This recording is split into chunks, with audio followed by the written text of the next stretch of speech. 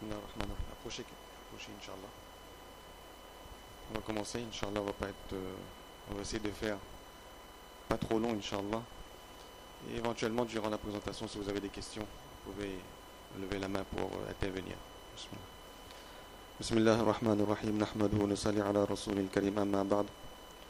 فقال تعالى في القرآن الكريم بعد أعوذ بالله من الشيطان الرجيم بسم الله الرحمن الرحيم مثل الذين ينفقون أموالهم في سبيل الله كمثل حبة أنبتت 7 سنابل في كل سنبلة 100 حبة والله يضاعف لمن يشاء والله واسع عليم صدق الله وصدق رسول النبي الكريم ونحن على ذلك لمن الشاكرين والشاهدين والحمد لله رب العالمين. Mes chers frères et sœurs, alhamdulillah, par la grâce d'Allah subhanahu wa ta'ala, au début du mois de novembre, l'association Servia, en partenariat avec l'association, la fondation Insaniyat, avait lancé une opération de collecte pour effectuer des aides humanitaires à l'égard du peuple Rohingya de Bienmani qui était réfugié au Bangladesh. Donc par la grâce d'Allah subhanahu wa ta'ala, cette opération, on va dire la première partie de cette opération, s'est bien déroulée. Et ce soir donc on va vous présenter les éléments principaux, comment ça s'est passé, qu'est-ce qu'on a fait. Et surtout pour nous l'objectif c'est également de prendre les leçons également de tout ce qui se passe, ces événements. Et également pour que nous puissions également prendre conscience de notre rôle que l'on a à jouer par rapport à ces événements. Et alhamdulillah donc, tout ce qu'on va vous présenter, c'est par la grâce d'Allah. Ce n'est pas notre accomplissement, ce n'est pas l'œuvre de quelqu'un ou de ses associations, c'est vraiment l'œuvre d'Allah. Et c'est Allah subhanahu wa ta'ala, par sa grâce, par sa miséricorde, il nous a acceptés et il nous a utilisés dans cette action, cette grande action de bienfaisance. Alors dans un premier temps, donc, je vais vous présenter brièvement ce qu'on a effectué concrètement sur le terrain. Et je vous donnerai également, Inch'Allah, autant que possible, bi'iznillah, les quelques informations complémentaires par rapport à toute cette qui tourne autour de tout ce qui se passe là-bas.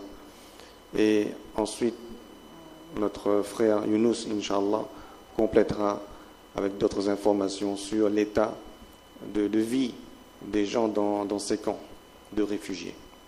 Nous étions accompagnés également de Moana Waliullah, alhamdulillah, qui nous a vraiment beaucoup aidés, et également un autre frère de la Réunion qui faisait partie de la délégation.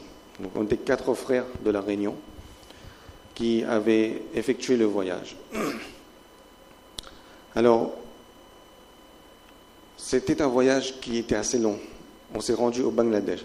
Certaines personnes disaient, vous êtes allé au Birmanie. Mais on n'est pas parti en Birmanie parce que là-bas, la situation est vraiment très critique, très dangereuse. Donc, on s'est rendu au Bangladesh, à Cox's Bazar, qui est la ville la plus proche des camps des réfugiés. Et le voyage était assez long, donc avec les transits, etc.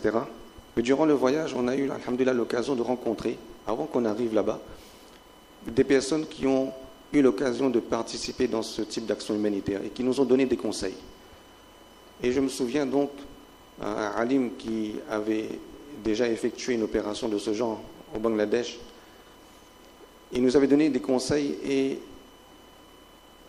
lorsqu'il avait pris la parole, la première des choses qu'il a dit, il a dit lorsque vous allez partir là-bas, il y a 2 choses. Il y a 2 choses. La première des choses, c'est que vous allez vouloir y retourner. Et ce qu'il a dit, c'est vrai. Et deuxième chose, il a dit, ce que vous allez voir là-bas, c'est unique au monde. Il n'y a aucun endroit dans le monde où vous verrez cette situation telle qu'elle existe là-bas. Et c'était vrai. Ce qu'il disait, c'était entièrement vrai.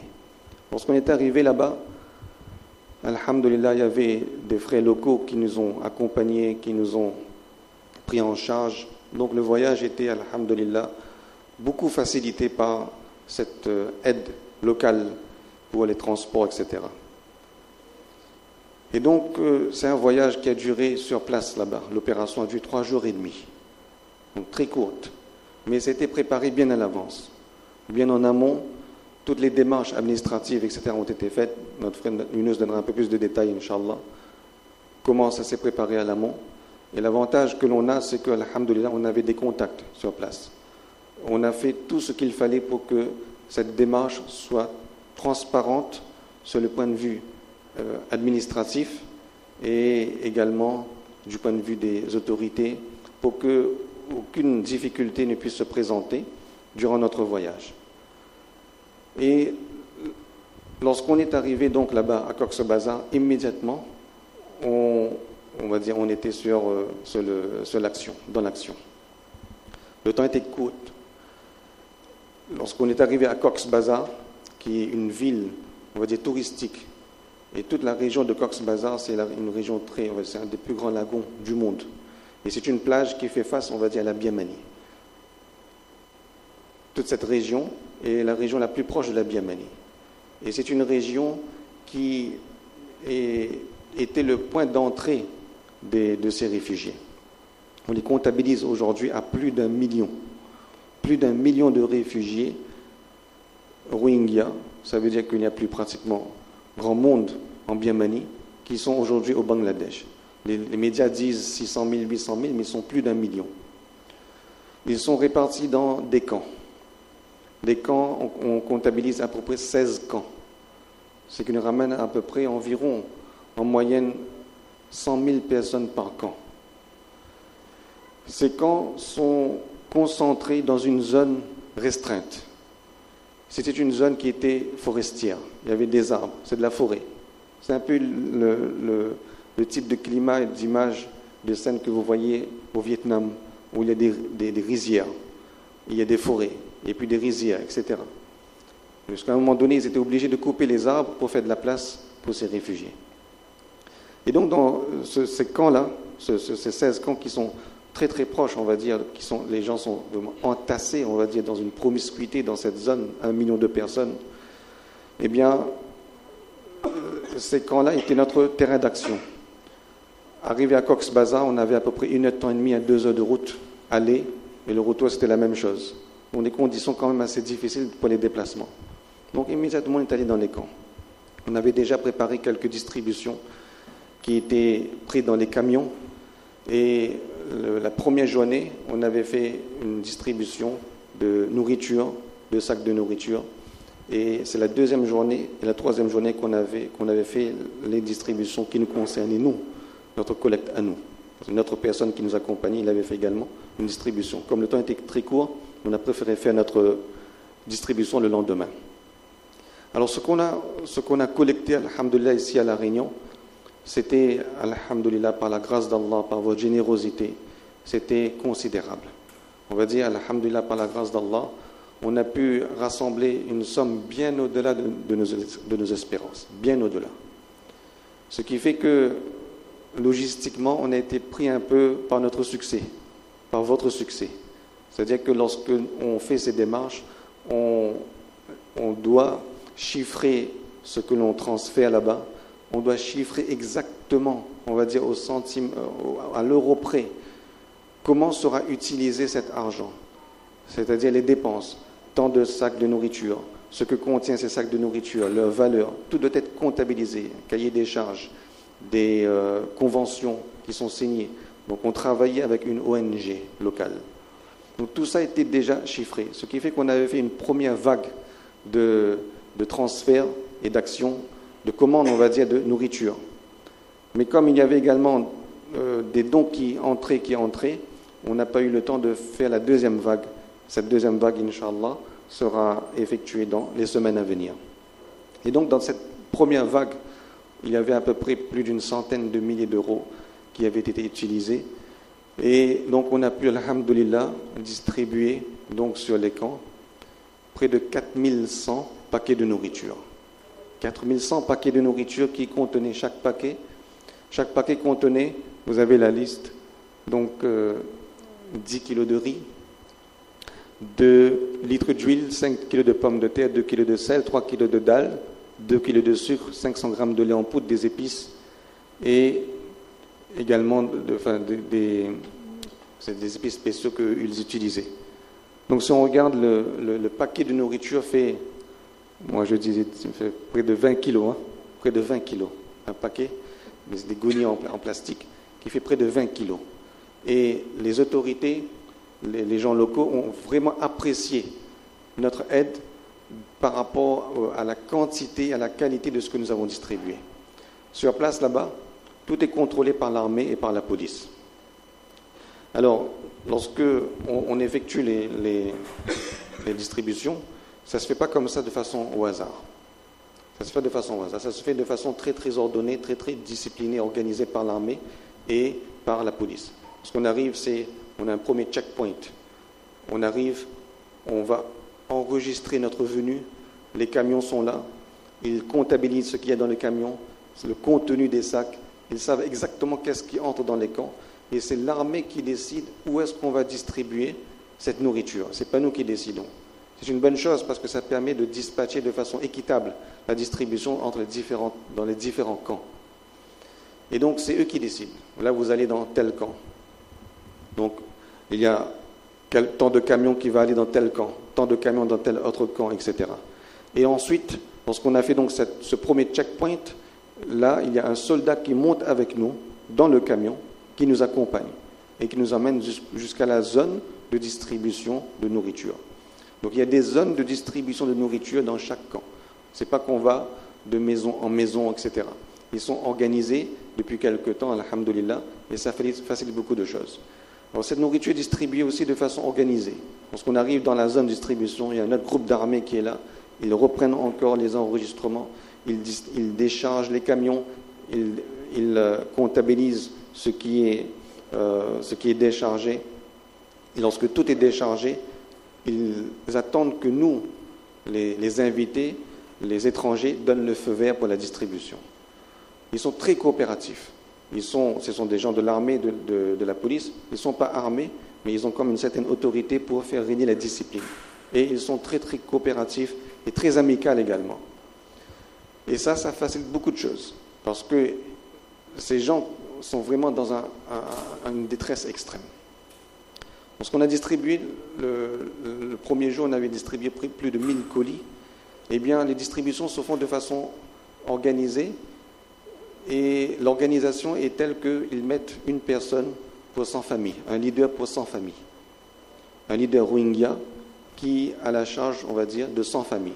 Dans une famille, il y a à peu près 6 personnes, 7 personnes, voire parfois 10 à 12 personnes par rapport au nombre d'enfants. Parfois, ce sont des gens qui très tôt ont des enfants, donc des familles qui ont 10-12 enfants. En moyenne, on va dire 6-7 enfants. Ça veut dire que par leader, il y a à peu près, sous sa tutelle, il y a à peu près près de 600-700 personnes, plus de 600-700 personnes. Alors, lorsque une distribution arrive, et bien sûr, ils sont déjà un peu prévenus à l'avance qu'il y a une distribution qui va venir, donc ils distribuent des tickets. On va dire le leader, il distribue un ticket à son groupe qui sous sa tutelle, distribue des tickets. Ce qui fait que ceux qui reçoivent la distribution sont des gens qui ont un ticket. S'ils n'ont pas de ticket, ils ne peuvent pas recevoir de nourriture. Alors lorsqu'on distribue, c'est une scène qui est de désolation, c'est une scène qui fait mal, qui fend le cœur.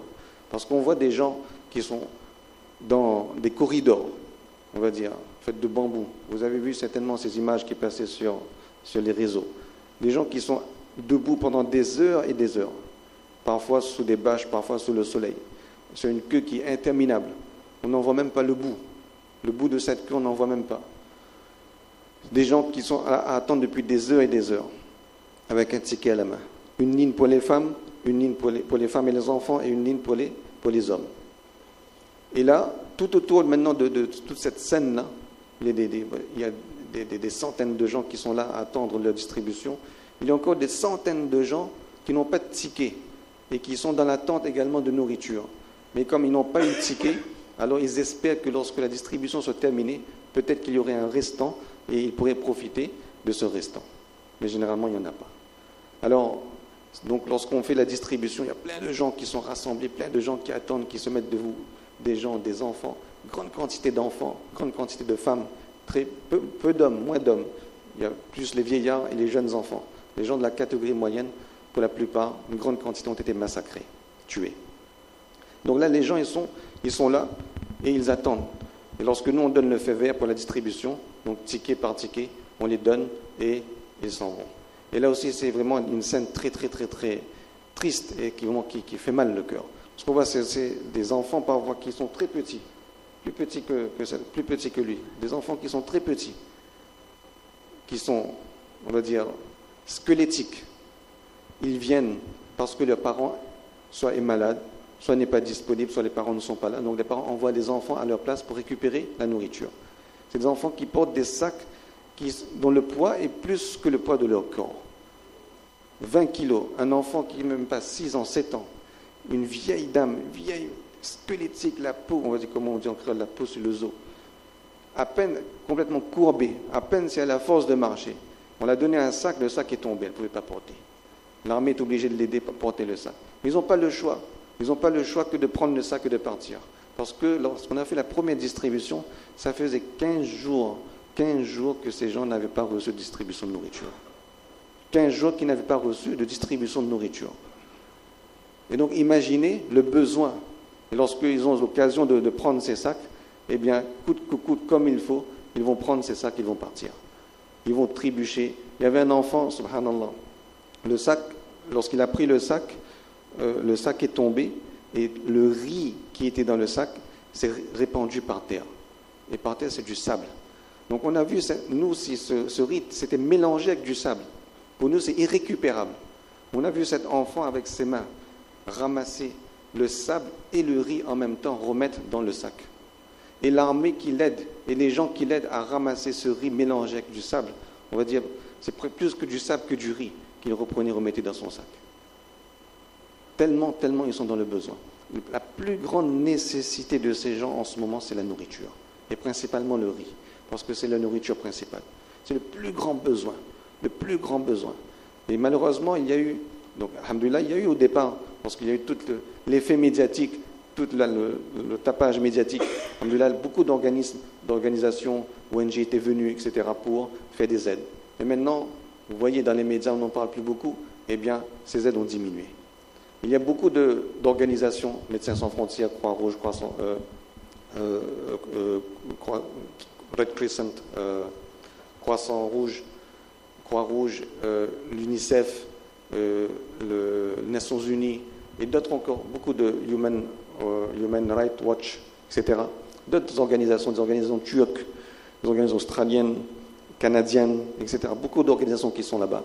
Mais ils sont plus souvent dans les structures et dans tout ce qui est médical et équipement. Donc il y a, alhamdoulilah, des cliniques, vraiment des cliniques pour des camps de réfugiés, c'est sur des bâches, etc., pour donner des aides, des soins, etc., de façon gratuite. Il y a, alhamdoulilah, beaucoup de choses qui sont faites dans ce sens. Mais concernant la nourriture, il y a un très grand manque. Et donc ces gens-là, lorsqu'ils prennent leur sac, ils s'en vont, eh bien, parfois, lorsqu'on on est assis, donc on est assis, on regarde la distribution au départ, on donne 1 ou 2 sacs comme ça, puis à un moment donné on est épuisé. La distribution continue avec les Rohingyas eux-mêmes. Donc l'armée supervise, et c'est les Rohingyas eux-mêmes qui déchargent les camions. Ils ont un petit groupe de khidmat, on va dire, et c'est eux-mêmes ensuite qui font la distribution. Et c'est eux-mêmes aussi, quelques personnes parmi eux, qui font la discipline, à leur façon. C'est les gens de leur propre peuple, un petit bâton dans la main, sont obligés d'utiliser un peu on va dire, de dureté pour faire régner la discipline. Sinon, c'est le chaos, et là, c'est insoutenable. Alors, la personne, donc, lorsqu'on est assis comme ça, ben, ils peuvent nous approcher. Ils peuvent nous approcher. Donc, parfois, on est assis, il y a une femme qui vient avec un bébé dans la main. Un bébé qui est nu, n'a pas de vêtements, tellement ils sont démunis. Elle vient, elle s'approche, et elle n'a pas de ticket, mais elle a besoin de nourriture. Un petit bébé, nourrisson, elle a besoin de nourriture. Donc elle nous approche parce qu'on est identifié avec nos chasubles. Elle connaît que nous sommes les étrangers, sont les personnes qui sponsorisent la distribution. L'armée ne dit rien, elle laisse ces gens nous approcher. Donc nous, qu'est-ce qu'on fait parfois? Eh bien, on dit aux soldats, donnez à cette dame un paquet, on donne. Mais il y a une deuxième qui vient, une troisième, une quatrième. Et à un moment donné, on ne peut plus. Parce que ceux qui ont leur ticket, c'est leur droit. Aujourd'hui, c'est leur distribution, c'est leur droit. Même si ces gens-là qui n'ont pas eu de ticket, ils sont tout autant dans le besoin, on ne peut pas. Et ça fatigue, ça fait mal. Parce qu'on est impuissant. On est impuissant devant la détresse de ces gens-là. Et c'est pour ça que cette phrase que Sir Alim il avait dit que lorsque vous allez partir, votre première chose, c'est que vous allez vouloir y retourner. Parce qu'on ne peut pas laisser des gens dans ce genre de situation. Et ils ont, on va vous dire peut-être, je ne vais pas tout dire, ils ont, dans quel état ils sont arrivés comment ils sont arrivés, etc. Bon, je vais terminer tout d'abord la liste de ce qu'on a distribué. 2000 couvertures également pour l'hiver. On a distribué 2000 couvertures parce que l'hiver approche et ils ont besoin également de couvertures. Et certains, il arrive parfois, certains sont tellement dans le besoin, eh bien, ils vendent ces couvertures pour obtenir un peu d'argent pour s'acheter d'autres choses. Parce que, bon, déjà, ils vendent cette couverture à un prix complètement dérisoire. Ils n'ont plus de notion c'est quoi la valeur des choses, tellement le besoin les aveugle. Et ils n'ont pas d'argent cash. Ils ne peuvent pas avoir d'argent cash. Il n'est pas autorisé également de distribuer de l'argent cash. Le gouvernement ne l'autorise pas. Pour différentes raisons. C'est surtout parce que si cela était possible avant, maintenant ça ne l'est plus, parce qu'ils ont remarqué qu'il y a de blanchiment d'argent qui se faisait de cette façon. Donc ils ont arrêté, interdit toute distribution d'argent cash. S'ils nous voient faire, ils nous confisquent notre argent, mais ils nous demandent de quitter le camp. Donc c'est très délicat. Et dans ces camps, il y a des petites, on va dire des petites boutiques, si on appelle ça, on peut appeler ça une boutique, des petites ventes, on va dire, de choses sur le bord de la route, etc. Parce qu'il y a, entre ces camps, il y a aussi des Bengalis qui vivent sur des terrains privés. Donc il y a également des allées-venues de gens qui ne sont pas des Rohingyas, et donc qui entretiennent, on va dire, aussi un peu le commerce sur les bords des routes. Il n'y a pas beaucoup de routes. Il y a une ou deux routes principales en terre et qui ont été construites récemment également par rapport au camp, et donc sont utilisées maintenant par les Bengalis, et donc au fur et à mesure, 1 million de gens, des gens privés, etc., automatiquement le petit commerce a commencé à débuter. Mais eux, les Rohingyas, ils n'ont absolument pas accès à ce commerce. Ça veut dire que parfois ils ont des besoins qui ne ressortent pas de vêtements ou de couvertures, de vaisselle, etc. Mais c'est des besoins autres. Et donc, ils vendent ça, ce qu'ils reçoivent, pour pouvoir s'acheter, remplir un besoin qui ne l'avait pas été satisfait par une distribution. Et donc, ça aussi, c'est des situations tellement difficiles que ce qu'ils vendent aussi, ce qu'ils gagnent et ce qu'ils achètent aussi, c'est complètement dérisoire. Mais dans la plupart des cas, ils ne peuvent pas faire aucun commerce. Ils ne peuvent pas quitter les camps, ni pour aller à l'extérieur, pour travailler ou pour obtenir de l'aide, etc. Ils sont totalement interdits de quitter les camps. Là aussi, c'était pour des raisons de sécurité. Ces gens qui sont dans les camps, eh bien, sont devenus victimes à la longue surtout les femmes et les enfants, de trafic d'enfants, de prostitution, de trafic, de vente de femmes, etc., qui étaient réduites à l'esclavage, etc. Et donc, l'armée a décidé que ces gens-là ne peuvent pas quitter les camps. Et donc, toute entrée, toute sortie, lorsqu'arrive le soir, parce qu'on est autorisé à rester dans les camps jusqu'à une certaine heure, vers 4 ou 5 heures, ensuite on doit quitter les camps. Aucun étranger ne peut rester dans les camps. Lorsque arrive l'heure de quitter, il y a des kilomètres de queue où chaque véhicule est contrôlé par l'armée, pour bien vérifier qu'il n'y a pas un Rohingya qui quitte le camp. Donc, et ce qui entre également est contrôlé par l'armée. Donc ils sont là, ils sont enfermés, c'est une prison sans barrière, une prison sans grillage. Et ils sont totalement neutralisés. Ils sont entièrement 100% dépendants de l'aide humanitaire. Il n'y a rien d'autre qui puisse leur provenir à part l'aide humanitaire. la nourriture, les vêtements, les vaisselles, etc. Et lorsqu'ils arrivent, ils sont totalement démunis. Donc nous, on a distribué 2000 couvertures pour l'hiver. Ensuite, donc ça c'était principalement la partie, on va dire, matérielle. Ensuite, on a fait également des actions sur la partie éducative, comme c'était également annoncé. La partie éducative, principalement la partie islamique. Alors, ce sont des gens qui vivaient dans un pays, et il faut comprendre un peu également comment ils vivaient dans leur pays en Birmanie. C'est connu, c'est le plus grand peuple apatride, c'est-à-dire sans patrie, réfugié dans le monde. Et pourquoi ce alim nous avait dit que cette situation est totalement unique au monde, et pourquoi cela est vrai? Parce que ce ne sont pas des victimes collatéraux d'une guerre. Par exemple, en Syrie, il y a la guerre. La guerre, c'est entre des groupes, des fractions armées. Ce n'est pas le peuple qui fait la guerre. Le peuple subit la guerre. Et donc, le peuple quitte l'endroit parce que les conditions de vie deviennent trop difficiles. Mais le peuple n'est pas la cible des combattants. Mais ces gens-là, ils sont la cible directe des attaques armées. D'un côté, il y a l'armée, et d'un côté, il y a le peuple, qui est exterminé, qui est détruit, qui subit toutes sortes de persécutions, de tortures, etc. Donc, ils sont la cible directe de ces attaques. Et la raison également, c'est quoi? Il y a une seule raison. Parce qu'ils ont dit « La ilaha illallah, Muhammadur Rasulullah ». Parce qu'ils sont musulmans. C'est la seule raison. Donc, ces gens-là, tout a été fait pour les étouffer, pour que leur vie soit étouffée. Du point de vue du commerce, du point de vue de leur mariage, du point de vue de l'éducation, du point de vue des facilités, des accès aux structures d'éducation sanitaire, aux structures des soins, etc. Dans leur pays, ils étaient persécutés sur tous les plans. Et ce n'est pas une situation qui est récente. Ça a commencé depuis une 50aine d'années de cela. En fait, on avait rencontré des gens, on avait parlé avec eux, on avait questionné, essayé de savoir un peu l'historique de ce peuple, les Rohingyas. Ils habitaient sur un État qui s'appelait l'État Rakhine. Donc il y a beaucoup de minorités en Birmanie, beaucoup de minorités. Ils étaient une minorité et ils étaient dans un État qu'on appelle l'État Rakhine. Donc ils avaient une certaine, on va dire, une certaine reconnaissance géographique, une certaine reconnaissance en tant que citoyen théorique de ce pays.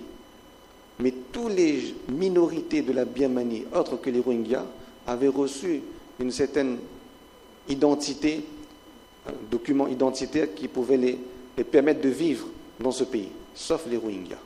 Ils n'ont absolument aucune pièce d'identité. Ça veut dire qu'aujourd'hui, ils sont en Bangladesh, ils n'ont aucune pièce d'identité birmane, de la Birmanie. Ils n'ont aucune pièce d'identité bengali. Si demain ils veulent retourner en Birmanie, ils n'ont aucune preuve pour pouvoir justifier qu'ils étaient des Rohingyas ou qu'ils viennent de la Birmanie. Ce qui complique encore beaucoup plus les choses. On dit que c'est un peuple apatride. Ils n'ont pas de patrie. Ils n'ont pas de patrie. Ni bengali, ni birman. Vous imaginez donc comment la situation est compliquée. Ils n'avaient même pas de pièce d'identité. Et donc, depuis plus d'une 50aine d'années, tout cela a commencé. Et les frères nous disaient qu'ils avaient l'appui de la Chine, qui est bouddhiste, et de l'Inde, qui est hindouiste, idolâtre. Et l'objectif, c'était que les choses allaient en s'escaladant. Les choses sont venues. Et c'était prévisible. À un moment ou à un autre, c'était prévisible pour eux que ça allait arriver. Que tout ce peuple serait éjecté de ce pays de façon la plus brutale possible, inhumaine possible. Donc lorsqu'ils vivaient là-bas, eh bien, depuis, on va dire, après le Bakrid, ou la période de Hajj, ou juste un peu avant la période de Hajj, où là on avait atteint le pic dans les persécutions. On avait parlé avec un des alim qui était là-bas. Donc il y avait des madrasas là-bas, il y avait des Darul Uloum là-bas, il y avait des masjids, il y avait, on va dire, un minimum, une base, un socle très très minime, pas accessible à tout le monde, mais il y avait quand même cette activité islamique. Il y avait. Et donc dans ces camps de réfugiés maintenant, tous ces gens se retrouvent dans le camp de réfugiés. Il y a plusieurs milliers de ulama. et des centaines de Cheikh al-Hadith, de gens qui enseignaient dans les Darul Uloum, etc. On les a rencontrés, certains parmi eux, on les a rencontrés. Des ulama qui ont étudié au Bangladesh, la plupart, ils ont étudié à Hattazari. Hattazari, qui est une très grande université islamique au Bangladesh, qui, on va dire après Deoband, c'est le deuxième plus grande université du sous-continent asiatique, plus de 6000 étudiants. Il y a une deuxième université également qui s'appelle Putia, qui est dans la région, tout ça c'est dans la région de Chittagong. Donc comme la Birmanie est proche, la plupart de ces gens-là ont reçu l'éducation islamique, ont été formés là-bas. Ils sont retournés en Birmanie. Aujourd'hui, ils se retrouvent réfugiés maintenant, à nouveau, au Bangladesh. Et ils sont par milliers dans ces camps-là. Et donc on avait parlé donc avec ces ulama, et nous ont raconté comment les musulmans étaient persécutés. On avait rencontré un des plus grands alim, les Rohingyas, qui étaient réfugiés.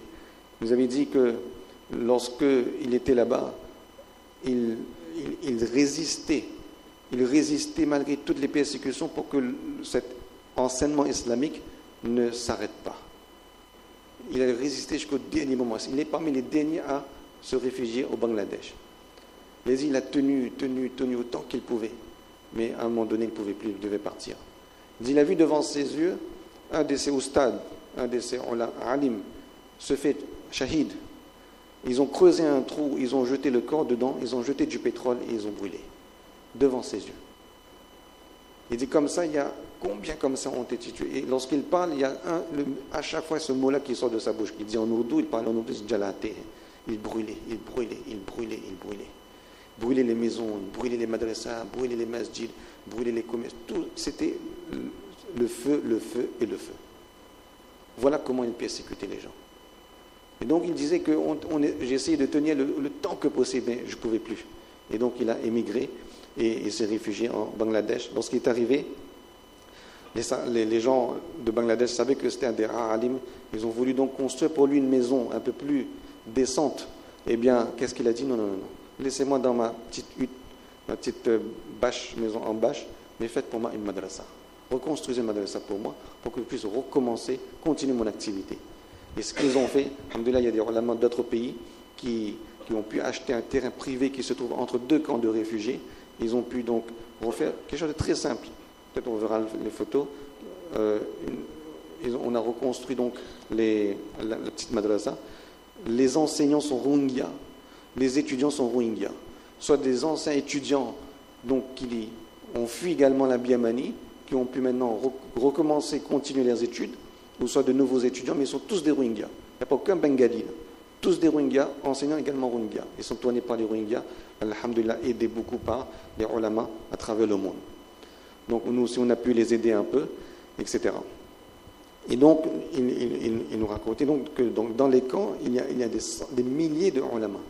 Donc ça aussi, c'était un des points importants de notre action, c'est de relancer un peu toute cette activité de din. Alors ce alim, il a dit une chose très importante pour nous, le recul par rapport à tout ça. Parce que vous allez entendre beaucoup de choses. D'accord, vous entendez beaucoup de choses. Moi, je dis les choses comme ça arrive dans la tête, tellement il y a des choses à dire. Il a dit une chose qui est très importante. Il a dit que lorsque on était là-bas en Birmanie, eh bien, on était persécuté sur tous les plans. Il dit si on serait resté là-bas, l'islam aurait été détruit. On aurait perdu notre iman. L'islam nous aurait quittés. On aurait perdu le din. Il dit si Allah nous a amenés ici, au Bangladesh, la hikmat. Il dit la hikmat, c'est le mot qu'il a utilisé, la sagesse qu'il y a derrière cela, c'est que Allah subhanahu wa ta'ala va préserver notre din, notre religion. Et ce qu'il dit, c'est très cohérent, ça fait beaucoup de sens. Parce qu'on a vu dans les camps, il y a le camp de Kutupalong où on a pu visiter les madrasas, c'est un des plus grands camps, plus de 100 000 personnes. Eh bien, il y a beaucoup de madrasas, beaucoup, alhamdoulilah, beaucoup de madrasas qui s'ouvrent, et beaucoup de gens à travers le monde de musulmans qui aident à ce que ces enfants, ces petits-enfants, commencent à apprendre à lire le Coran. Une grande quantité, à tel point qu'on comptabilise un oustad pour 300 élèves. Un oustad pour 300 élèves. Et ce sont des enfants qui n'ont pas d'école. n'ont rien d'autre à faire. Donc, la seule occupation, c'est ça, venir à la madrasa. Et c'est vraiment dans des conditions vraiment plus basiques que ça, il n'y a pas. Ils s'asseyent sur le sol, sur la terre, un petit goni, deux, trois petits galets, un lit pour 3-4 élèves, et comme ça, ils apprennent. Sous une bâche, la chaleur, etc. Mais ce sont des enfants qui ne sont jamais allés à la madrasa. La plupart de ces enfants n'ont jamais reçu d'éducation islamique. Aujourd'hui, ils apprennent à lire. On écoutait quelques enfants, un enfant qui lisait le Coran, et on voit qu'il y a, subhanallah, il y a une éducation, il y a une transformation qui est en train de faire au niveau de ces gens-là. Ils étaient totalement coupés de l'éducation islamique. Aujourd'hui, c'est totalement ouvert. Pourquoi? Parce que Cheikh Hasina, qui est la ministre du Bangladesh, elle aussi, quelques mots sur elle, elle a autorisé carte blanche pour les madrasas et Darul Uloum. Et elle a fait passer cela sous le nom de l'éducation. Parce qu'effectivement, les enfants apprennent à lire et à écrire. Donc, par rapport à ça, elle a donné l'autorisation gouvernementale que les madrasas et les Darul Uloum peuvent s'ouvrir comme ils veulent, comme on veut, dans les camps. Ça veut dire qu'on a carte blanche. N'importe qui aide, n'importe qui soutient, il n'y a aucune restriction là-dessus. Aucune restriction. Donc, autant qu'on peut faire, autant on fait. Alhamdulillah, beaucoup de gens, d'organisations, etc., d'institutions qui aident. Et nous, on a pu aider environ 114 anim, 114 ulama, on a pu aider matériellement pour une durée de 4 mois. 4 mois, c'est-à-dire qu'on va subvenir aux besoins de ces gens pour qu'ils puissent enseigner, on va dire, avec une certaine tranquillité du point de vue matériel. On va dire une petite aide financière au standard d'un stade Rohingya, d'accord, qui lui permettent de vivre décemment pendant qu'il enseigne, consacre son temps à l'enseignement. Donc 114 ulama qu'on a pu subvenir, Inch'Allah, par vos dons. Tout ça, c'est par vos dons.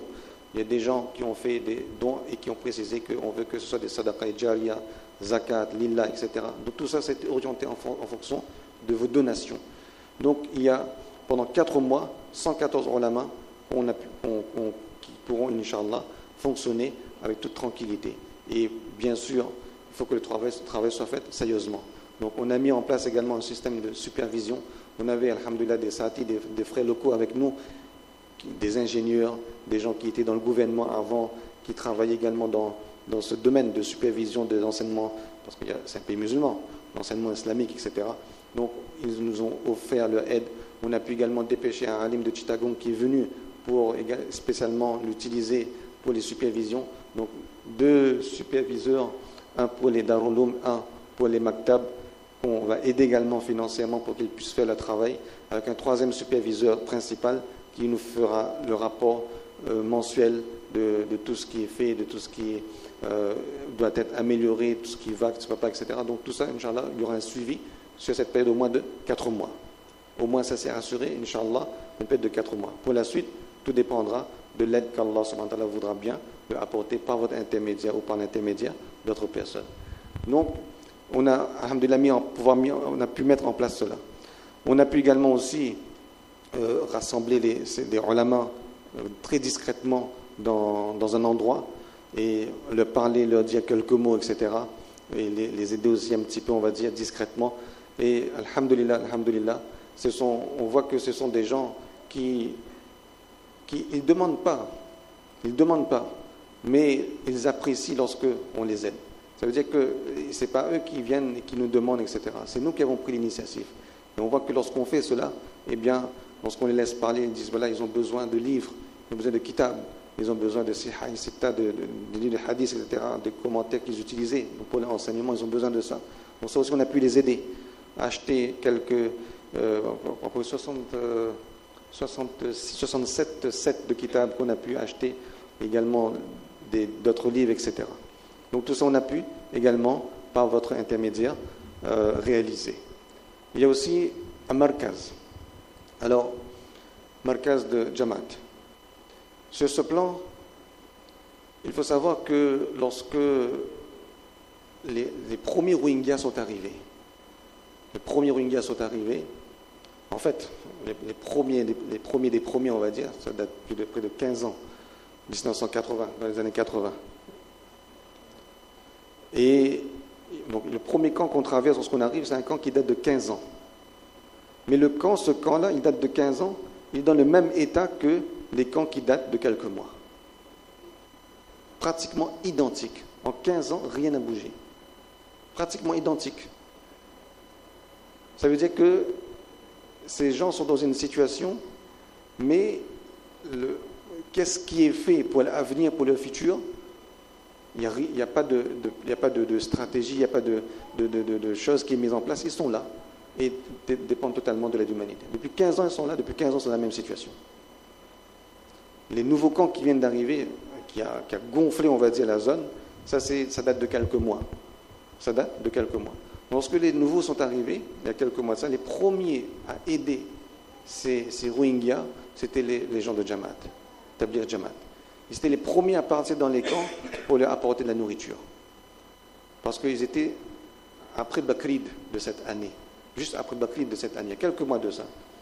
Il nous disait qu'il y avait tellement de réfugiés et c'était tellement désorganisé, ça venait tellement d'arriver comme ça d'un seul coup par vague que rien n'était prévu, rien n'était organisé pour leur accueil.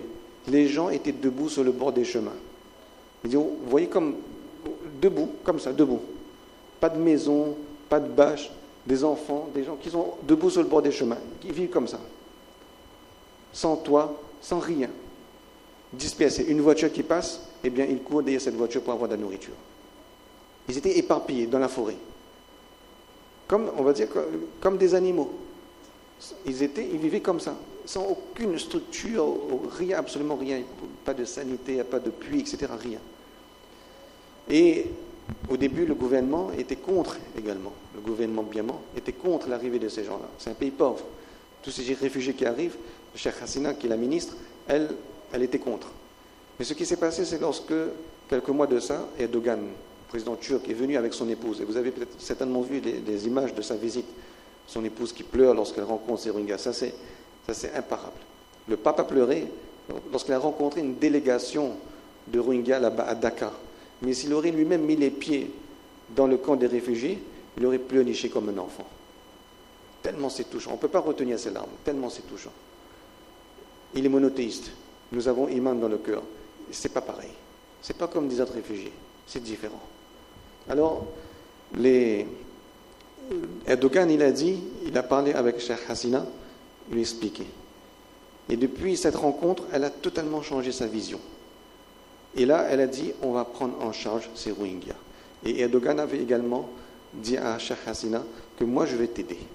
Financièrement, je vais t'aider, mais garde ces gens-là. Et le gouvernement turc a fait beaucoup. On voit les camps, les cliniques, etc. de Turcs qui sont là. Eh bien, il y a beaucoup de choses qui sont faites par les Turcs. Les équipements, les structures, etc. qui sont mises en place. Et donc, Cheikh Hasina, elle a totalement changé sa stratégie, sa vision des choses.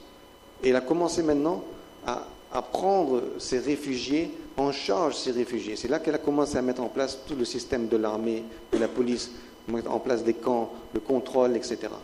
Ça, c'est très récent, il y a quelques mois de ça. Mais les choses évoluent très rapidement, parce qu'il y a beaucoup de fitna, etc., qui tournent autour de ces gens-là aussi. Et donc, les règles changent. Semaine après semaine, on est parti, il y avait des règlements. La prochaine fois, ce sera d'autres règlements, d'autres restrictions, etc., en fonction de la situation.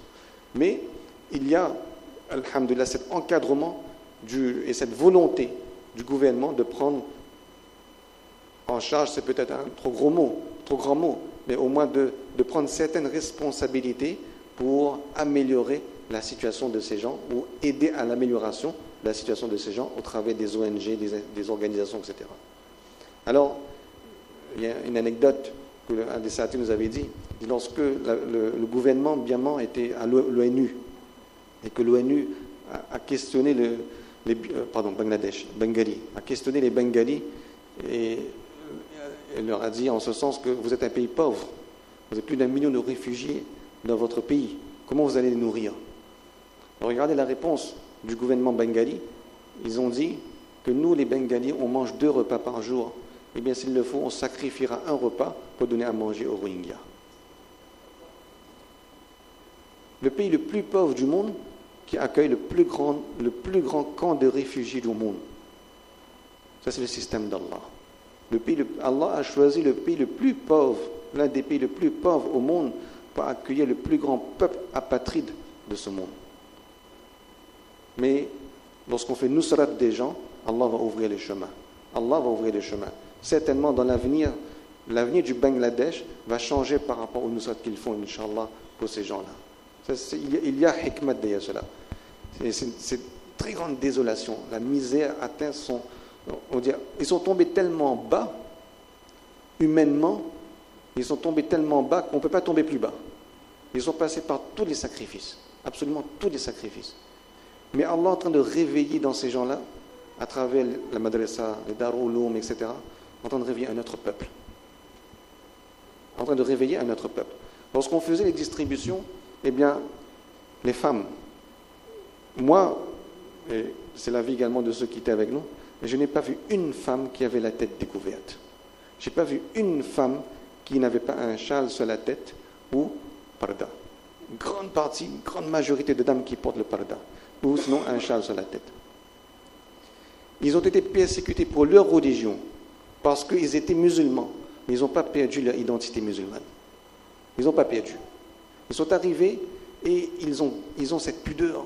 Il n'y a pas une femme, sauf à part des enfants ou des vieilles personnes, toutes les femmes sont couvertes. Elles sont mieux habillées que les Bengalis, que les Indiennes. Il n'y a pas une, je vous dis, on peut circuler dans les camps, on peut marcher, on peut circuler. On peut marcher, c'est comme des sentiers qu'on marche, on va dire, entre les maisons dans les forêts, et c'est à perte de vue. C'est à perte de vue, les maisons, c'est à perte de vue. On peut marcher pendant des kilomètres à l'intérieur et entrer en profondeur dans les camps. Et qu'est-ce qu'on peut trouver là-bas aussi, Allahu A'lam.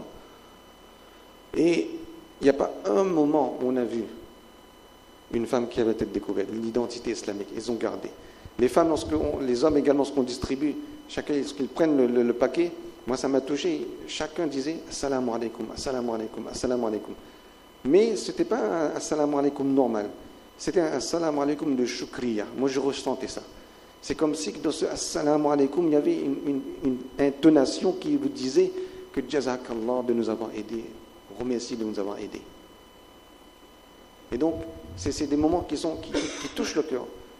Mais lorsqu'on voit le sabar de ces gens, la résignation, comment ils restent, ils acceptent la décision d'Allah, eh bien ça nous donne des leçons. Ça nous fait réfléchir. Ça nous fait réfléchir. Avec autant de persécutions, autant de difficultés, ils arrivent encore à garder ce minimum de pudeur, ce minimum de dîn, eh bien ça nous fait réfléchir. Et comment lorsque ils nous respectent, parce que il y a aussi ça, c'est que des images qu'on a eues avant, des rumeurs, que ça c'est un peuple de sauvages. On a eu parfois certaines rumeurs qu'ils ont des attitudes qui sont contre le dîn, etc. Mais lorsqu'on est dans les camps, ce n'est pas du tout cette perception que l'on a. Du tout. Ce n'est pas du tout l'impression des gens qui sont sauvages, qui vivent brutalement, qui ont une mentalité de brute, etc. Non. Ce sont des gens normaux, des gens comme nous. Lorsqu'on circule dans les camps, on marche, eh bien, on les rencontre. Il n'y a pas de problème véritablement de sécurité. Ce n'est pas qu'on va se faire attaquer, etc. Mais on se fait accompagner d'une personne éventuellement. Et tant qu'on est identifiable, il n'y a pas de souci. Mais on marche sans aucun problème dans les camps. On ne va pas se faire agresser, etc. On marche sans problème. C'est des gens normaux. Et lorsqu'on s'est renseigné, les Sahatis nous disaient que comment ils vivaient dans leur pays. Ils vivaient bien, normalement. Chacun avait sa maison et son lopin de terre. Les Rohingyas vivaient comme ça. Ils ont leur famille, leur maison, ils ont un lopin de terre qu'ils cultivent. Et avec ça, ils gagnent leur vie. Ils mangent. Ils cultivent le riz, etc. Ils vivaient normalement. Ça veut dire qu'ils ne vivaient pas dans la famine, dans la misère. Ils vivaient normalement. Et là, lorsqu'on voit dans quelle situation ils sont, ce n'est pas du tout une situation habituelle pour eux. Ils sont en train de subir profonde difficulté, beaucoup de difficultés, ils subissent. Mais il y a ce sabar. Ils sont là. Et ils arrivent dans des états, il y a encore des gens qui arrivent, il y a encore qui arrivent. On a vu devant nous des nouveaux arrivants. On est en train de distribuer, j'étais assis, dans le coin là-bas, il y avait un couple qui était assis par terre. avec 2 petits bébés, 2 petits enfants, qui étaient pratiquement nus, plus de vêtements. La femme et le monsieur avaient été juste ce qu'il fallait sur le corps pour les couvrir, un vêtement. Alors ils étaient assis, mais ils étaient assis à l'intérieur du corridor, c'est-à-dire à l'intérieur, dans notre compartiment. Alors, on a demandé, mais pourquoi ces gens-là s'asseyent là? Qu'est-ce qu'ils attendent? On nous a répondu que ce sont des nouveaux arrivants. Ils viennent tout juste d'arriver. Et donc, on a fait appeler le monsieur. Lorsqu'il s'est mis debout, il était handicapé. Tout son pied était handicapé. À peine s'il pouvait marcher. Il s'est approché de nous. Un sati a commencé à parler avec lui. Wallah, sur son visage, il y avait l'horreur. C'était comme son visage, comme si que vous voyez dans ses yeux, c'était comme un écran que derrière vous pouvez imaginer toute l'horreur qu'il a vécue. Son visage était un visage d'une personne qui montrait tout ce qu'il a vécu, toute la misère, toutes les tortures, toutes les difficultés qu'il a vécues pour arriver là. On pouvait lire ça dans ses yeux. La façon dont il parlait, les grands yeux ouverts, horrifiés. Alors on a dit, donnez-lui un sac de nourriture. On a donné un sac de nourriture et puis il est allé se rasseoir. Il n'a pas d'autre endroit où aller. Il attend. Il y avait une distribution de vaisselle qui était juste à côté, juste un petit récipient comme ça.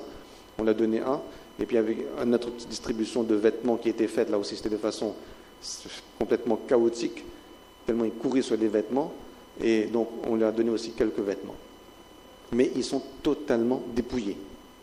Totalement dépouillés. Je parle, je raconte tout. Je vais rappeler pour toi après. Inch'Allah. Non, j'arrête sinon, je continue. Hein?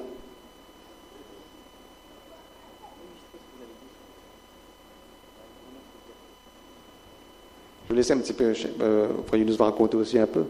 Donc, ça c'est par rapport à la distribution, le besoin. Donc il y a une chose également dont on a parlé du markaz. On revient au markaz. Il y a un markaz qui, donc les frères de Jamaat, c'était les premières personnes à apporter leur aide. Et les ONG, en voyant cela, ils ont dit au gouvernement qu'il y a des gens qui viennent propager la religion. Alors ils ont arrêté. Interdit aux Jamaat d'entrer. Ça veut dire même si les Jamaat venaient aider, ils n'autorisaient pas. Alors, maintenant, ce qui s'est passé, Allah a ouvert un autre chemin. C'est que les gens peuvent venir individuellement, pas sous forme de Jamaat. Ils peuvent venir individuellement, un certain Jamaat, il vient rendre visite, etc. Ça, c'est possible. Une Jamaat même qui vient pour tourner, pour aider, pour parler, etc., ça, c'est pas possible. Mais ce qu'ils ont pu faire quand même, c'est qu'ils ont pu s'acheter un terrain assez grand, alhamdoulilah, pour construire un markaz. Ça veut dire qu'on a aidé pour l'acquisition d'un terrain pour construire un markaz. Les murs sont faits et les charpentes du toit sont faites. C'est le markaz qui va fonctionner pour le million de Rohingyas qui se retrouve à Kutupalong, et c'est le markaz qui va fonctionner par les Rohingyas pour les Rohingyas. Comme je vous disais, il y avait une activité également dans leur pays. Donc il y a des Satis qui sont réfugiés et qui faisaient également le travail de Jamaat, etc. Donc ils sont là, on les a rencontrés aussi, certains de ces frères. On les a parlé, on les a demandé quelle était la situation, etc. Là-bas, c'est aussi pareil. Ils sont contrôlés en Birmanie. Chaque masjid qu'ils vont, chaque endroit qu'ils vont, à chaque fois ils sont checkpoint, ils sont contrôlés. C'est presque impossible de faire le travail. Ils ne peuvent pas aller où ils veulent, ils ne peuvent pas passer le nombre de jours comme ils veulent, etc. Donc là, le markaz, il est là. Et donc, il avait besoin également d'aide pour le markaz. Et alhamdulillah, on a pu apporter une aide pour le markaz. Il manquait juste le toit et le sol pour que le markaz puisse entrer en fonctionnement. On avait proposé de faire le toit. Il y avait des réunionnais, alhamdulillah, qui ont donné sadaqa jariya. Ça veut dire qu'on pouvait utiliser sadaqa uniquement pour ce genre d'action. Donc, on avait les moyens de construire, de finir le toit du markaz. On avait proposé, mais par la suite on a reçu la nouvelle que les gens de Bombay avaient déjà financé le toit du markaz. Donc on a proposé qu'on va faire le sol, la construction du sol du markaz. Vous verrez tout à l'heure, il est en construction déjà. Les briques sont arrivées, on a reçu les photos, le sol est en construction, financé par les Réunionnais. Le sol du markaz, financé par les Réunionnais et qui va servir de base pour les millions de Rohingyas, Inch'Allah, pour le dîn. Imaginez ceux qui ont investi là-dedans, ce qu'ils vont recevoir auprès d'Allah subhanahu wa ta'ala. comme Salah qui sera lieu à cet endroit, comme Ta'alim qui sera fait à cet endroit, comme Jama'at qui va sortir à cet endroit-là, combien d'activités de dîn, etc. qui seront faites à cet endroit, la récompense reviendra à ceux qui ont participé dans cette action-là, dans cette dépense-là. Donc on a énormément à gagner, énormément à gagner. Donc alhamdulillah, on a pu donc aider le Markaz et ils ont vraiment apprécié, le Shura de Bangladesh ont vraiment apprécié l'aide apportée par les Réunionnais. Et on a pu également aider une Darulum de Mana Siddiqui, qui est ce alim qu'on vous parlait tout à l'heure, un des grands alim Rohingya, et les livres de Kitab, etc., une aide pour les 100 ulama. Donc c'est ce qu'on a pu faire, on va dire brièvement, sur la partie éducation et éducation religieuse. Je parle un peu encore ensuite. Je laisse parler.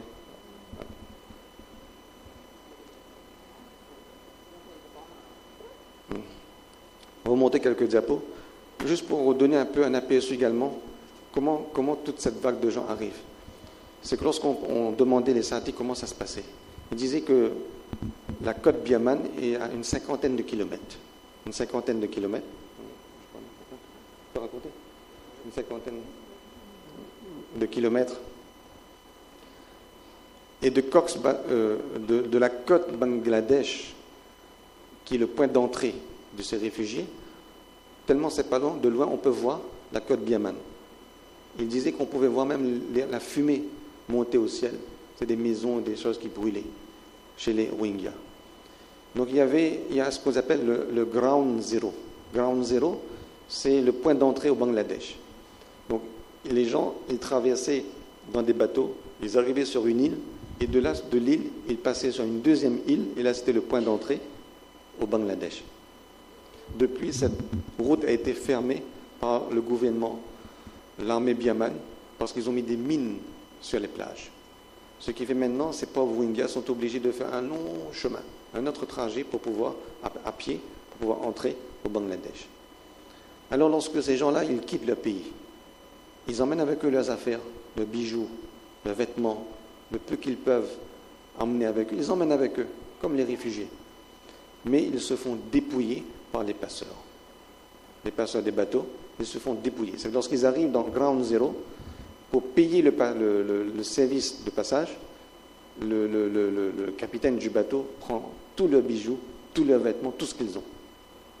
Ce qui fait que lorsqu'ils arrivent à Ground Zero, ils ont absolument rien avec eux, si ce n'est que le vêtement qu'ils portent sur eux.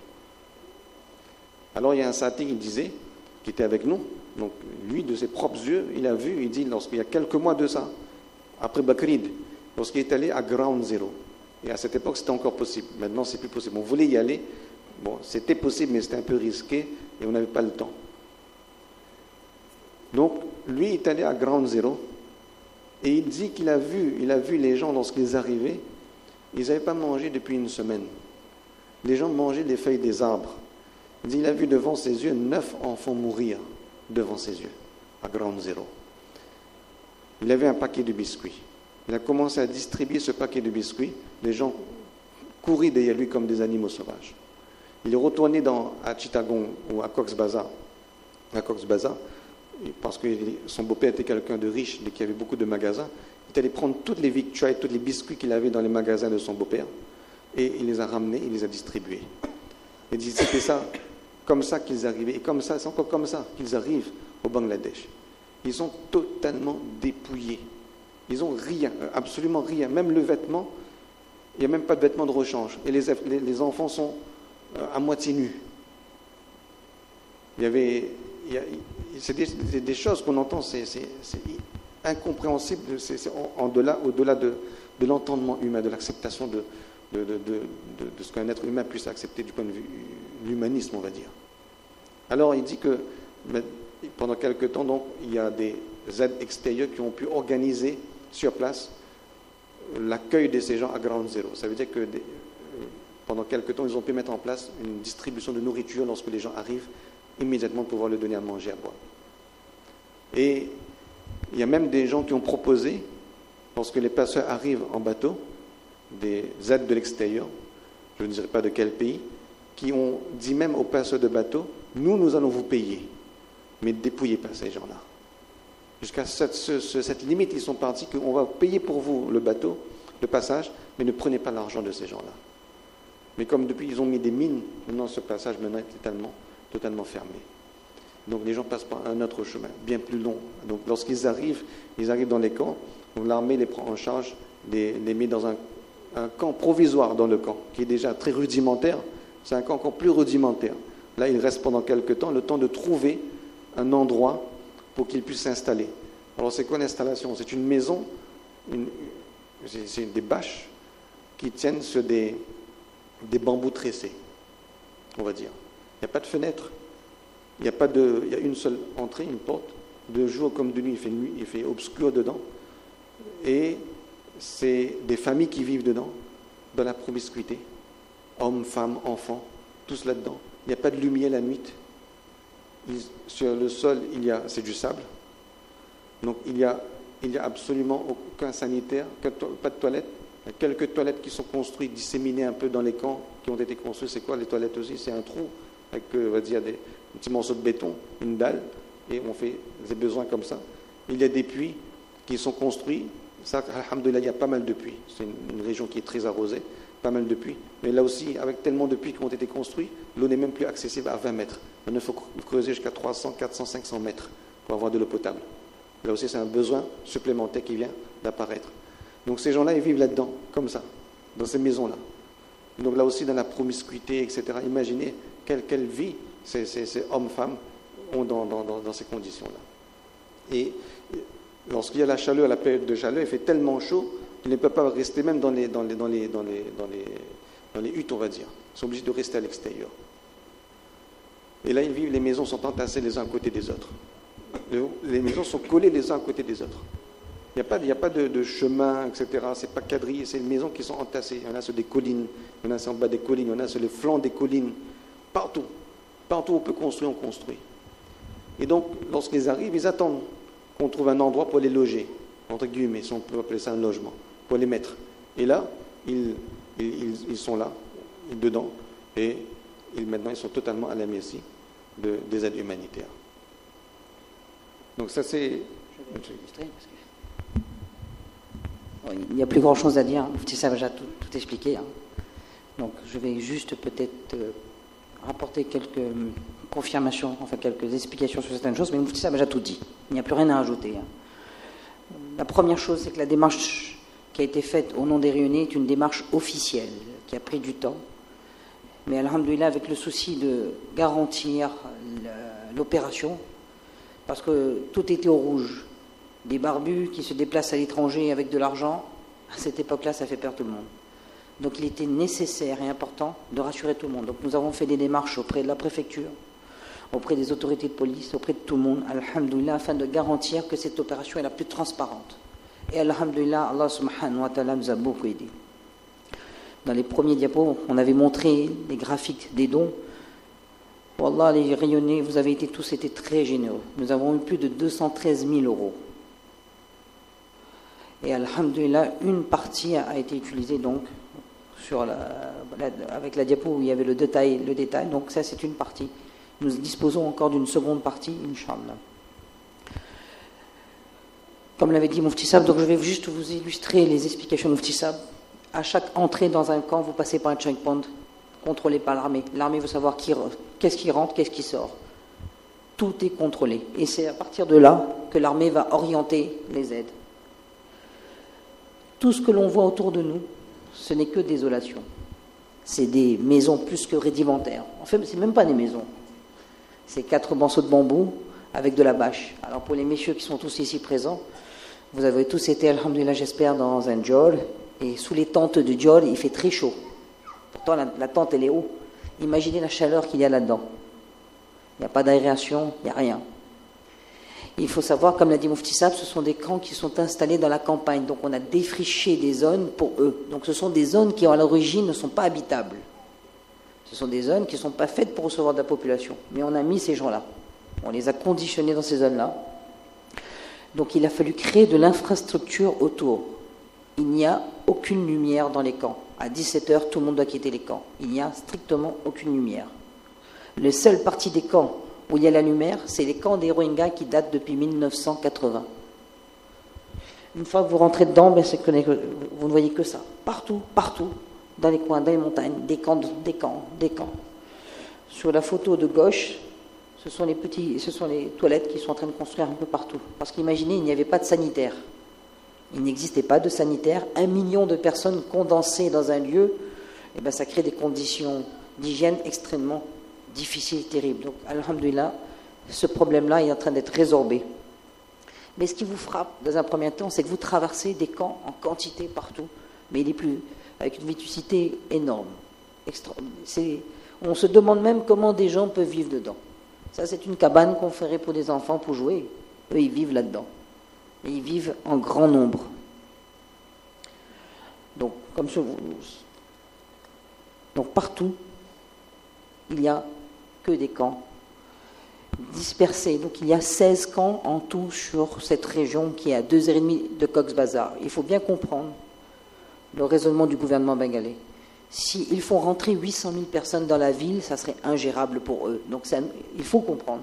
Vous imaginez, la France a reçu 10 000 réfugiés, elle crie déjà. Ils ont reçu 800 000, presque 1 million de réfugiés. En sachant que c'est le pays qui est au-dessous du seuil de la mer, donc il y a énormément d'inondations. C'est un pays surpeuplé et l'un des plus pauvres du monde.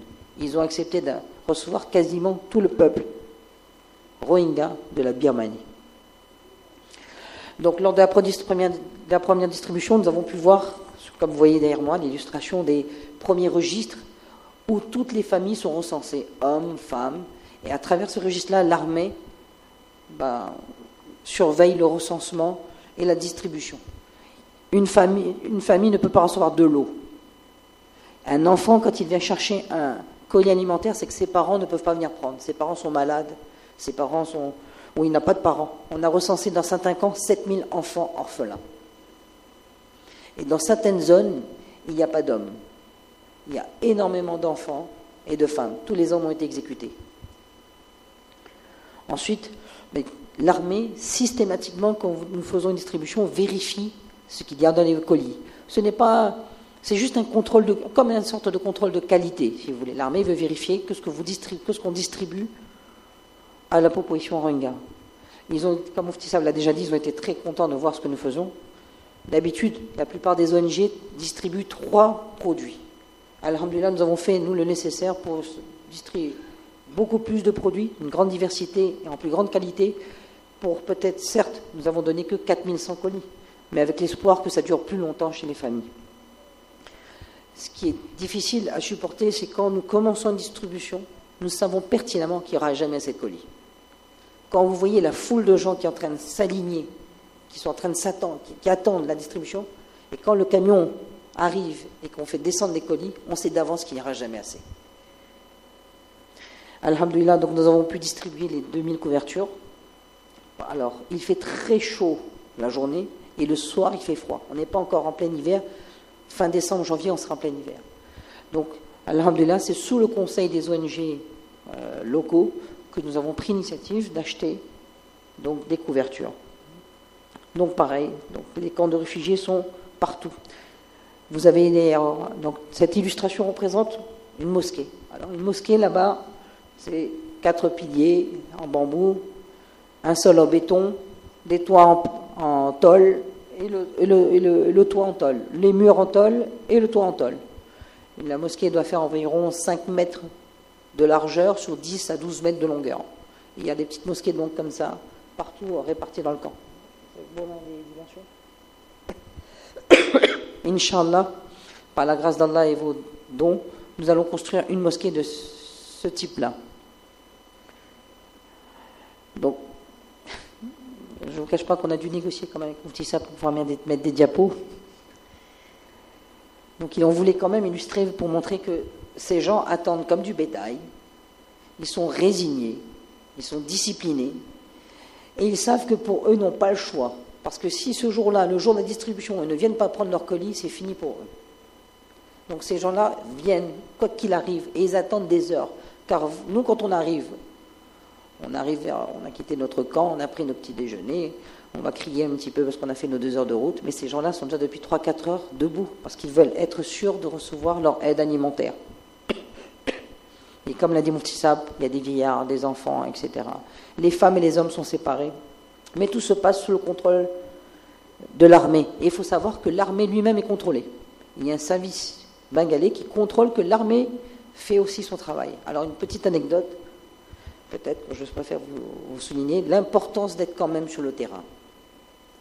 Nous étions en train de faire une distribution sur l'un des camps, nos camions étaient en train d'être déchargés, et tout à coup on a vu des véhicules arriver, des véhicules diplomatiques.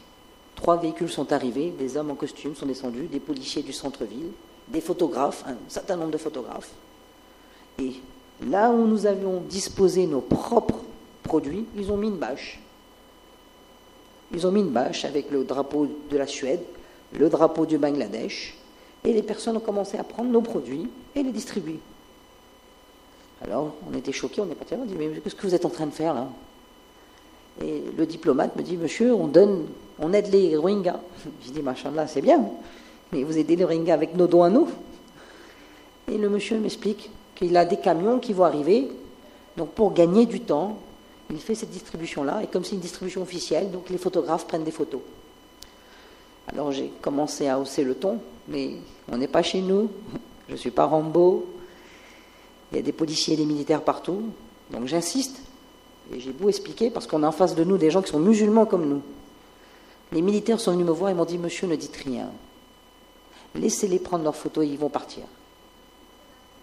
Donc, d'une manière impuissante, nous avons assisté à cette scène qui a duré 20 minutes, 15 minutes.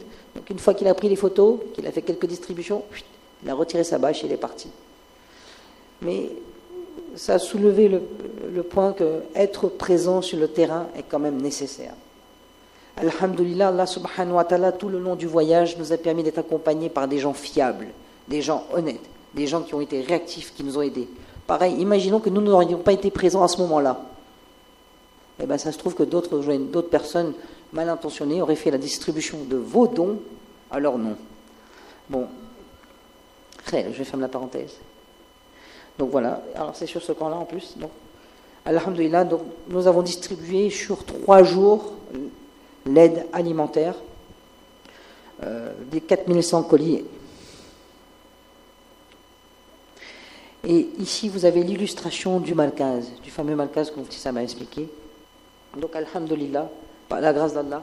Donc, dès que nous avons vu le Malkaz, nous avons financé le toit. Donc, Mufti Sab s'est engagé tout de suite et dit, on a les moyens, on peut.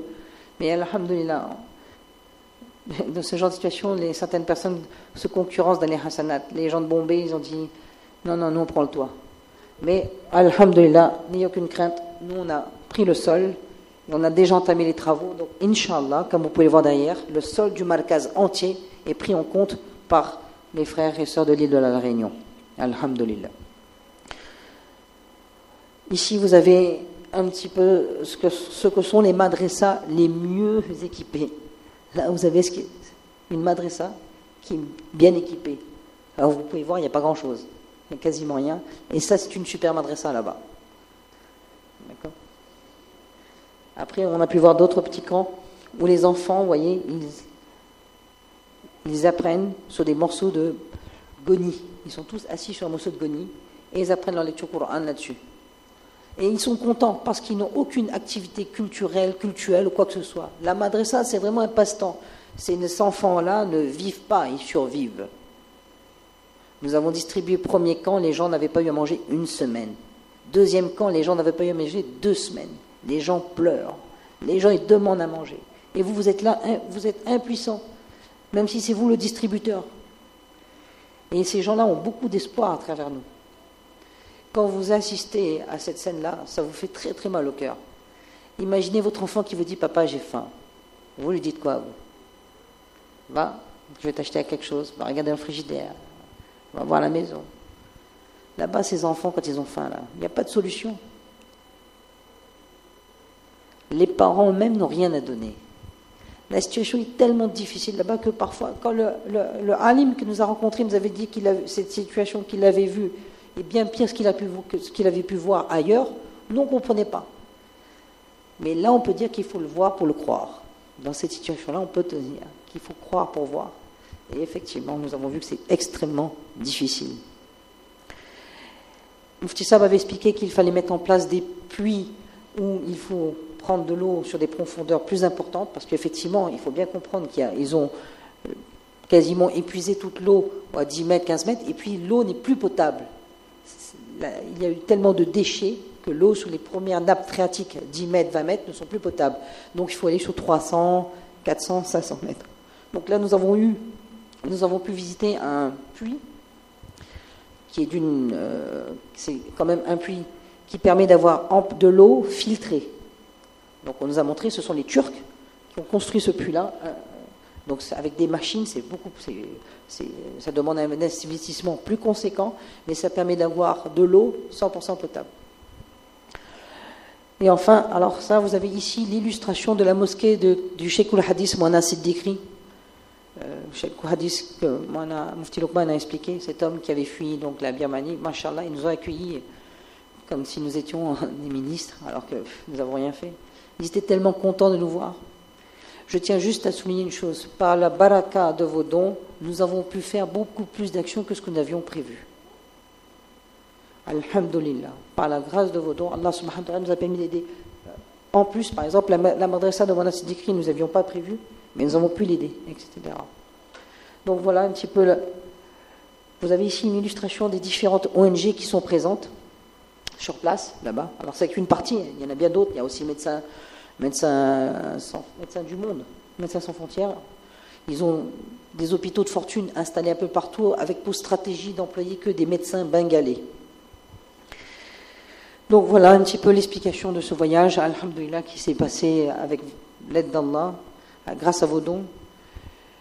Je pense qu'Allah subhanahu wa ta'ala a utilisé cette action, c'est une opportunité pour nous aussi. Parce qu'à travers vos dons aussi, Allah subhanahu wa ta'ala nous éloigne peut-être de beaucoup de choses. Ça vous le dira.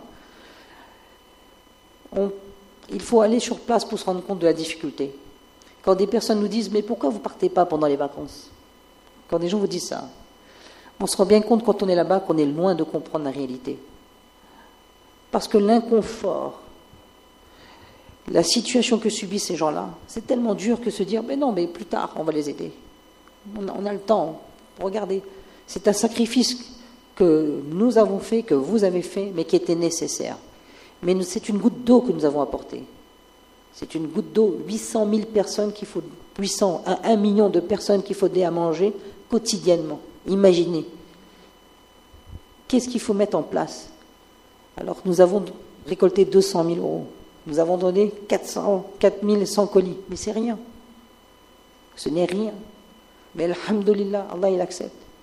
Mais il faut bien comprendre que Allah, subhanahu wa ta'ala, peut-être, par ce sacrifice, par vos dons, Allah, il accorde le bienfait à la Réunion, il nous protège de bien de choses, Inch'Allah. Allah, subhanahu wa ta'ala, nous a permis aussi de comprendre tous les bienfaits que nous avons, nous, ici, à l'île de la Réunion. C'est beaucoup de ni'mat que nous avons que nous ne rendons pas compte. C'est peut-être aussi l'occasion, en tout cas pour moi, en premier, de me rendre compte de toute la chance que nous avons ici. Et aussi se dire que si Allah subhanahu wa ta'ala nous donne parfois les moyens, une situation, à un moment donné, à quel moment, moi aussi, nous sommes capables de donner notre temps, de donner un peu de notre corps et de nos moyens pour aider nos prochains. Donc, alhamdulillah, Allah subhanahu wa ta'ala a permis grâce à Insaniyat et l'association Servière de mener la première véritable opération humanitaire d'envergure à l'île de la Réunion. Qu'Allah subhanahu wa ta'ala accepte. Je vais laisser Mufti Sahab terminer.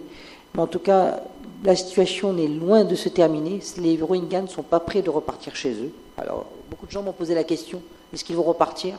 Certainement pas. Mufti Sahab a expliqué que le terrain est miné.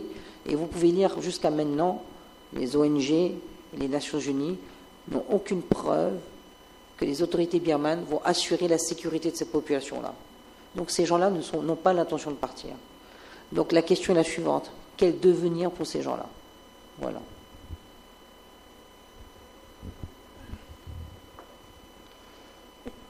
Juste rajouter quelque chose. Donc 4100 colis pour, on va dire, une famille. Par famille, c'est quoi? C'est donc 6-7 personnes. On va dire grosso modo, c'est quoi? C'est 30 000 personnes. Peut-être qu'on a pu aider une trentaine de milliers de personnes sur 1 million. Donc, pour nous, ça peut sembler beaucoup, 4100 colis. mais à leur échelle, c'est une goutte d'eau. Mais il y a une chose qu'on doit comprendre également, c'est que ce n'est pas l'aspect quantitatif qui compte, c'est l'aspect, on va dire, le qualitatif, symbolique. Il y a une chose, du point de vue, on va dire, de notre dîne et notre rôle vis-à-vis de ces gens-là, une chose importante que l'on doit comprendre, c'est qu'on ne fait pas ihsan sur ces gens-là. Ce sont eux qui font ihsan sur nous. On n'est pas en train de favoriser, d'aider ces gens-là dans le sens qu'on est aisé, on va aider les pauvres, on est, on va dire, en situation de supériorité, ils sont en situation d'infériorité, ou bien on est en train de favoriser des gens, mais c'est l'inverse. C'est comme ça qu'on doit comprendre les choses. C'est qu'eux, ils sont en train de faire ihsan sur nous. Dans quel sens? C'est que le rosier est déjà écrit par Allah. Ce n'est pas le Réunionnais qui va assurer les rosiers des Rohingyas. Si ce n'est pas le Réunionnais, Allah va l'organiser. Allah aurait très bien pu organiser ces riz, ces nourritures que vous avez vues là, de la part d'autres personnes. Ce qui est écrit pour ces gens-là devait arriver. Allah avait déjà écrit que la nourriture va sortir d'ici, va arriver telle date, tel jour, pour telle personne, à tel endroit. C'était déjà écrit. Que ça se fasse par nous ou par quelqu'un d'autre, Allah seul le sait. Donc, ce qui est ici, ce qu'on doit retenir, c'est que c'est tout à notre honneur qu'Allah a accepté notre générosité, notre fikar, notre souci, peut-être sincère de la part de nous tous ou de quelques personnes parmi nous, qu'Allah subhanahu wa ta'ala a voulu accepter ces dons-là, que notre argent ait pu aider ces gens-là. C'est tout à notre honneur. Que notre argent ait pu été accepté par Allah pour aider ces gens-là. Il y a combien de gens dans ce monde qui voient ces images, qui voient ces situations et qui ont les moyens d'aider, mais qui ne peuvent le faire.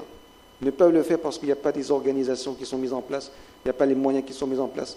Ils peuvent donner par 10 fois, 20 fois, des milliers de fois plus que ce que nous faisons, mais ils ne savent pas comment faire. Ils n'arrivent pas à le faire. Et nous, alhamdoulilah, Allah nous a donné les moyens, nous a donné... Vraiment, ce n'est pas...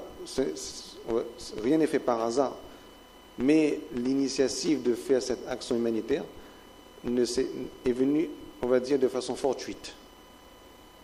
On n'a pas prévu, nous, dans notre fonctionnement, qu'en 2017, on allait faire l'action humanitaire. Mais Allah a fait les choses d'une façon qu'on a été approché par des gens et on nous a proposé certaines solutions, certaines voies d'action qui seraient peut-être possibles à mettre en place.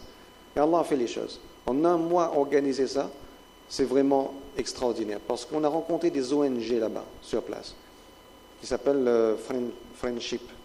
Une ONG, comme ça, par hasard, dans l'hôtel. Rien n'est fait par hasard. Allah a voulu qu'on est en train de prendre l'ascenseur. Et il y a un frère qui s'approche. Il est bien jeune, avec tout son sac et tout. Commence à parler avec lui. Il dit, voilà, il fait partie d'une ONG qui s'appelle Friendship.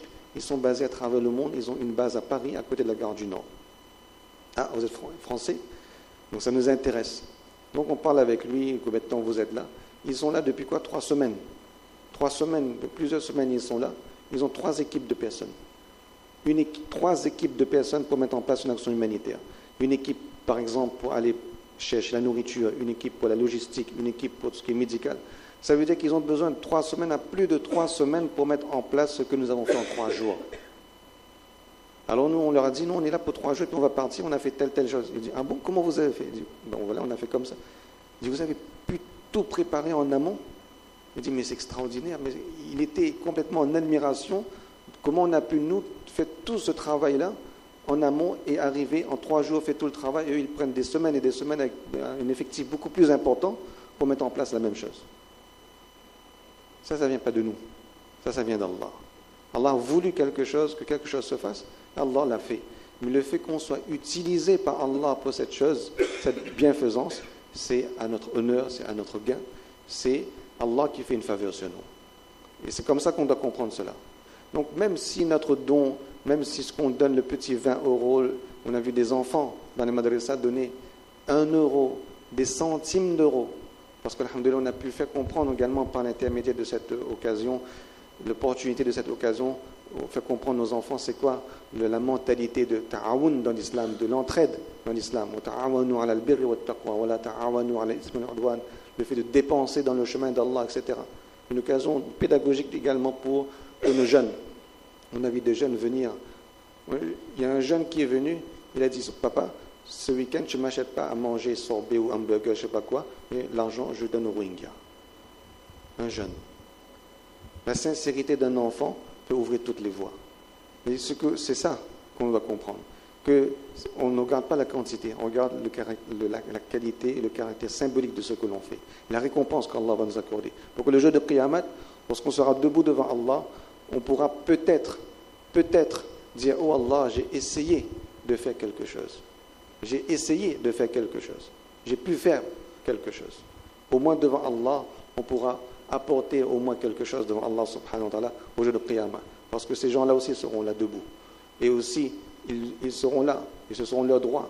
Dans le hadith, Allah dit que, oh mes serviteurs, j'étais malade, tu n'es pas venu me rendre visite. Oh mon serviteur, j'étais dans le besoin, tu ne m'as pas aidé, etc. Ça veut dire quoi dans ce hadith, l'explication de ce hadith? Ça veut dire quoi? Les gens sont dans le besoin, on ne les a pas aidés, on devra rendre compte au jour de Qiyamah devant Allah subhanahu wa ta'ala. Donc dans la mesure de nos moyens. Et Allah nous a donné les moyens aujourd'hui de le faire. Et donc on doit continuer de le faire. On doit continuer. C'est pour cela que l'opération est toujours ouverte. Ça veut dire qu'on a une deuxième opération qui va être menée, Inch'Allah, on va dire vers la fin du mois de janvier.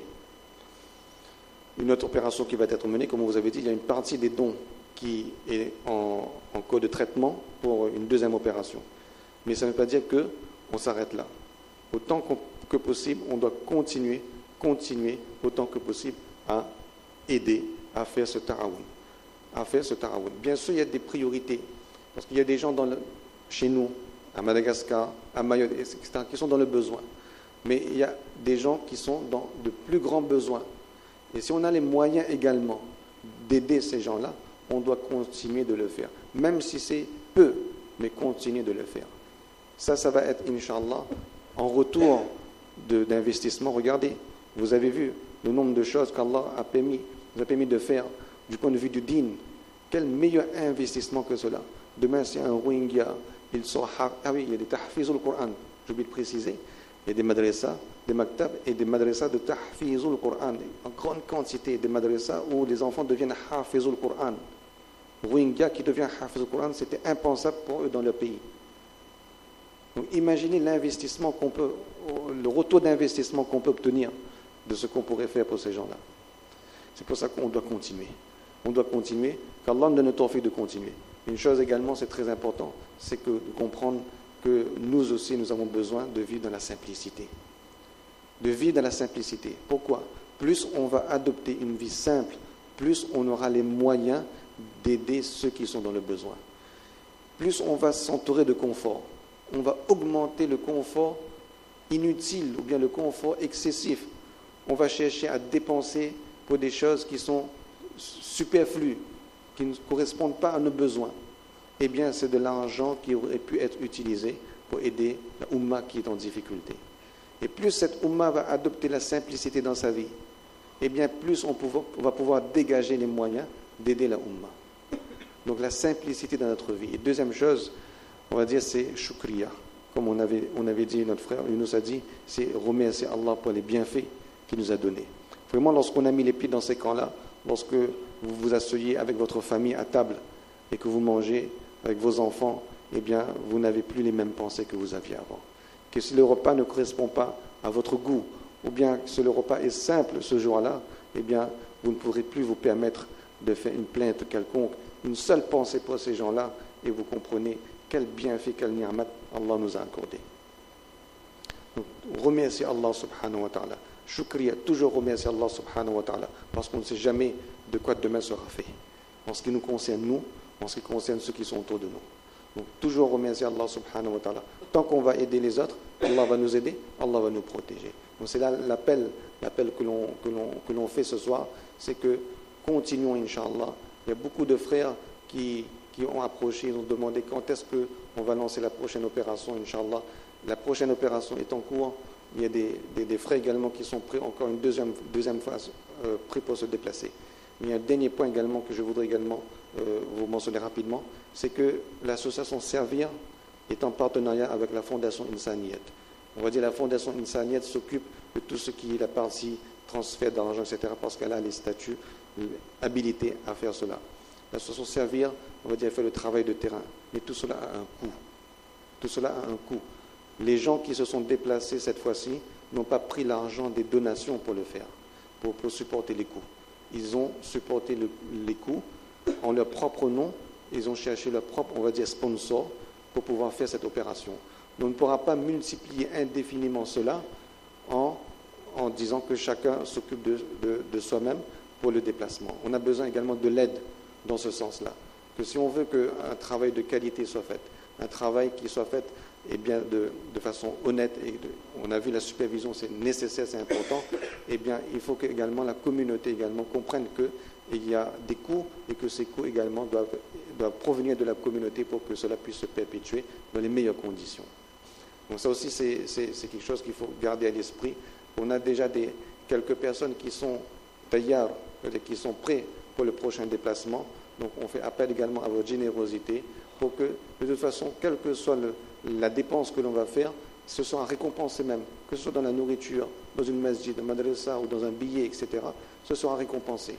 Rien ne sera perdu. Tout sera récompensé par Allah subhanahu wa ta'ala.